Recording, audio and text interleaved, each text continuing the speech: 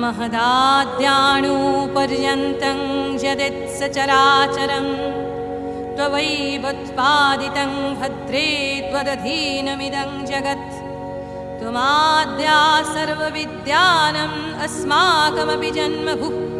त्वं जानासि जगत्सर्वं न त्वां जानाति कश्चन। त्वं काली तारिणी दुर्गा षोडशी भुवनेश्वरी। धूमावती त्वं बगला भैरवी छिन्नमस्तका। त्वमन्नपूर्णा वाग्देवी त्वं देवी कमलालया। सर्वशक्तिस्वरूपा त्वं सर्वदेवमयी तनुः। त्वमेव सूक्ष्मा